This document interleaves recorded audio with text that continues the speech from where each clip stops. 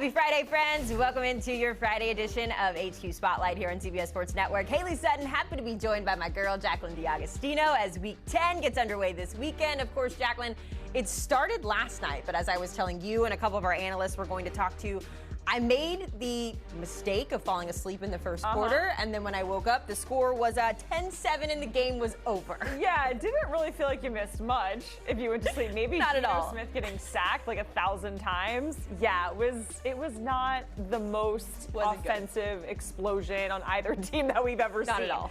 But Week 10, as mentioned, the playoff picture, I say this hesitantly coming into focus, kind of. There's still a lot of football left, and we're already seeing some surprise teams out there.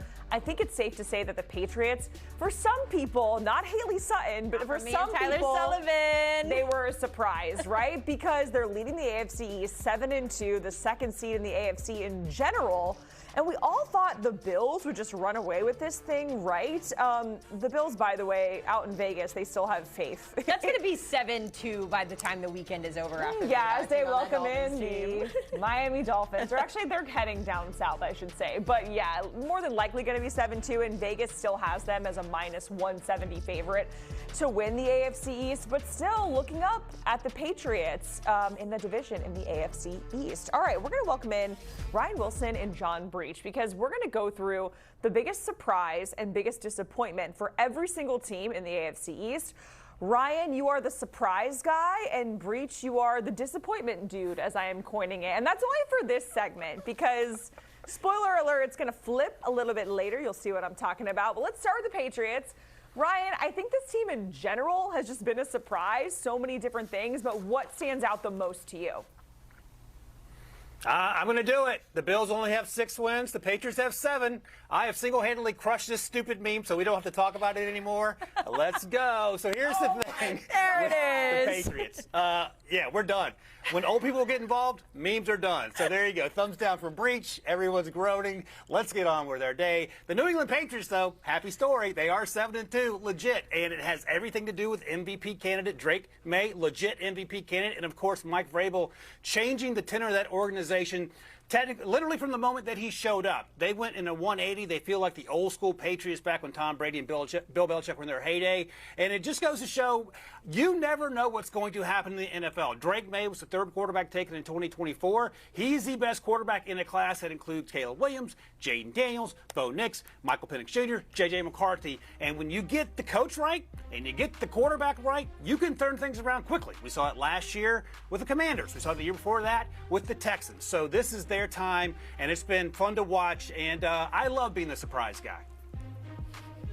Well, I'm glad you're the surprise guy. I'll be the disappointment guy. I'll be Debbie Downer. I'll be sadness from that kid's movie that my daughter always makes me watch.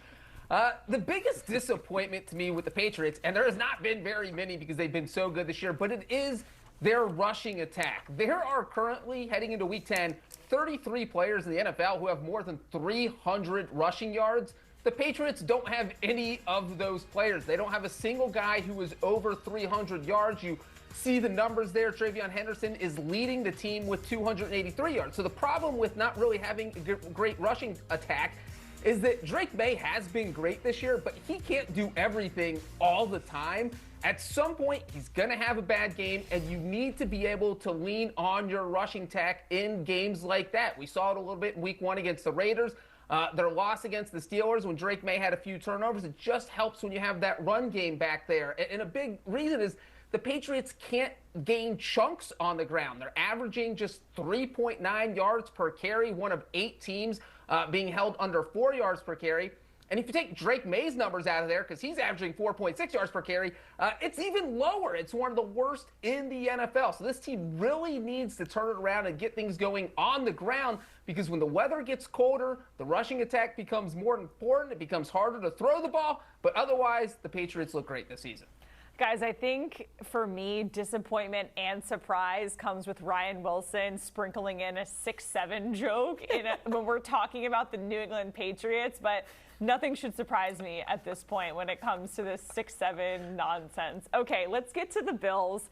Vegas still has faith in them to win the AFC East. They're, a -170 favorite. Still looking up in the division, which is not where we're used to seeing Josh Allen and company. But, Ryan, overall, what has shocked you the most about the Buffalo Bills?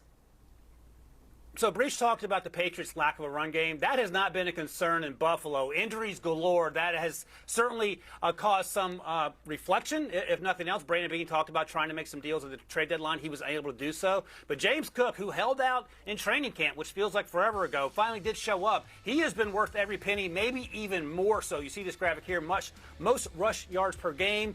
James Cook is ahead of Jonathan Taylor, and that certainly gets your attention. He also leads the league in runs of 10-plus yards. He's averaging 5.5 yards per carry, and he scored 7 touchdowns. That has been a lifesaver for Josh Allen, who, unlike Drake May, does not have to do everything, and he has certainly fulfilled the potential of that former second-round pick and that new deal that he signed. The other thing is the defense. I talked about the injuries. Michael Hoyt's done for the year with the Achilles.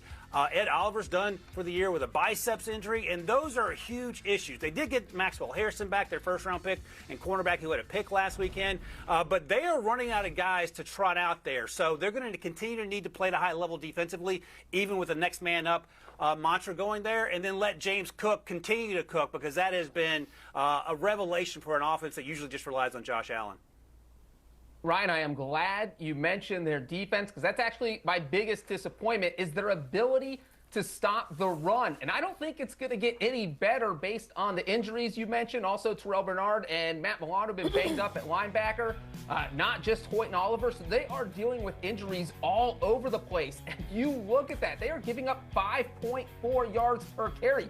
You run the ball twice on them, you get a first down. If James Cook got to face the Bills defense, he would probably go up for 400 yards in one game. That is how much they have been struggling. When you look at the season overall, there are only 3 teams in the NFL that have given up more than 210 yards in multiple games. That is the Bills, the Bengals, and the Giants. When you're on a list with the Bengals and Giants defenses, you know that's not good. And one problem when you cannot stop the run is that gives the other team the ability to control the clock. If they're running the ball on you, they control the game, and they're keeping the Bills' offense and Josh Allen off the field. And that can become a huge impact as we get later in the season. And then you look at teams that the Bills might face in the playoffs. We're talking about the Chargers, the Jaguars, maybe the Ravens if they rebound. All those teams are ranked in the top 10 rushing heading into Week 10. So they need to figure out how to stop the run before this season ends. All right, we saw the schedule there for the Bills. Of course, on deck, they're coming down to Miami Gardens, facing the Dolphins. And for the last 2 teams, Ryan, surprise has had a positive connotation. So I'm excited to see where you take surprise when speaking about the Miami Dolphins. The 2-7 Miami Dolphins, by the way. Right, and surprise in this case is not going to be a fun conversation, and perhaps not a surprise at all for anyone who has watched any Miami Dolphins football this year. But I'll take you back to 2023. This offense was scoring going 400 over 400 yards per game. Last season down to 325. This year 291 yards per game. And you know the eyeball test confirms the numbers I just read off. Tua Tagovailoa is turning the ball over like it's in his contract. Mike McDaniel doesn't appear to be interested as the game unfolds, and you know that could be true or not true, but that's the perception from where I'm watching. So the offensive implosion since Mike McDaniel and Tua got there has been hard to figure out, and you can blame injuries, you can blame players not doing their jobs, you can blame blown assignments, whatever you want to, but at the end of the day, the buck stops with the head coach and the quarterback. They've since fired Chris Greer, the GM, who had been there since 2000, so the offense turning on a dime and going from incredibly explosive and unstoppable to anemic has been hard to wrap your brain around, but here we are. You mentioned the 2 wins, and you would not be surprised if a lot of changes came in the offseason. Yeah, Ryan, you mentioned Tua. If he's being paid per turnover, he would be the highest paid quarterback in the history of the NFL. That is my biggest disappointment. It is Tua. He has struggled with turnovers this year. You look at his numbers heading into Week 10. He has already thrown 11 interceptions, which was tied for the league lead with Geno Smith. But then Geno went and threw one on Thursday night to take the lead back. Who knows what will happen in Buffalo on Sunday with Tua. He's also fumbled the ball 4 times, hasn't lost all of those, but when you put the ball on the ground, that's always a negative thing. And this is a guy who signed a 4-year, $212 million contract back in July 2024. When the Dolphins gave him that deal, they assumed, all right, this guy's going to make us a Super Bowl contender. And then he got banged up last year, so this needed to be the season where he proved that he was worth that money. He simply hasn't been able to do that. Now you see the Dolphins firing their general manager. The offense is spiraling out of control, as you mentioned, Wilson. So maybe if things don't pick up over the next few weeks, this becomes the off season where you blow things up and start over on offense. Now remember, if you say that Tua turns the ball over in bunches, he thinks that's a wild statement. So don't get too crazy over there. All right, let's go to the Jets finally. Just stocking up draft picks at the trade deadline. And Ryan, that's part of what surprised you the most about them. Yeah, our buddy Rick Philbin used to say that when he was with Minnesota that fans would accuse him of being willing to trade his mother for a 7th-round pick. He will tell you he had no say in all the tradings that the Jets have done.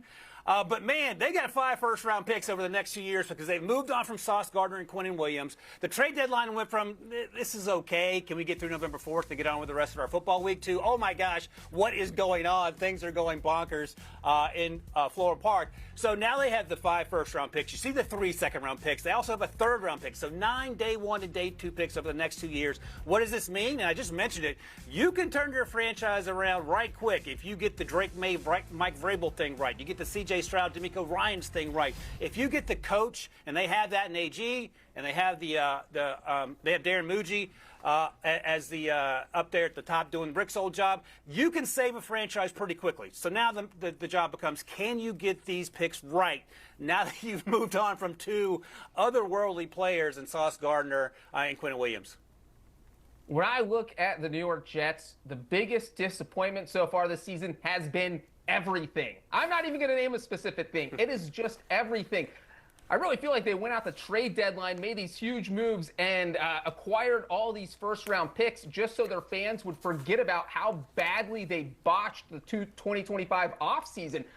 They kicked Aaron Rodgers to the curb and put all their eggs in the Justin Fields basket when there is 4 years of proof that said they should not have done that. They fired Robert Saleh last offseason, brought in and hired Aaron Glenn in hopes that he would improve the defense. Well, the defense actually got worse, and it was so bad that they traded away Sauce Gardner and Quinnen Williams, and they're trying to start over here. And yes, they did get all these draft picks, but now you have to trust the Jets to make the correct picks here. I'm not sure how many Jets fans trust their own team to do that. So there is a lot to be said, a lot that still has to be figured out, and so far just everything in New York has been a disappointment this year. I love how every time we talk about the Jets, our buddy old pal Rick Spielman always gets a nice shout out. We miss you, Rick. All right, Ryan, Breech, we appreciate it, walking us through the biggest surprises and disappointments for every single team in the AFC East. As a divisional matchup in Miami with the Bills and the Dolphins. Bills 9.5-point favorites. Got the Patriots and the Bucks on CBS on Sunday, and then of course also Browns and the Jets. 37.5 is the total. Oh boy. My biggest surprise with the AFC East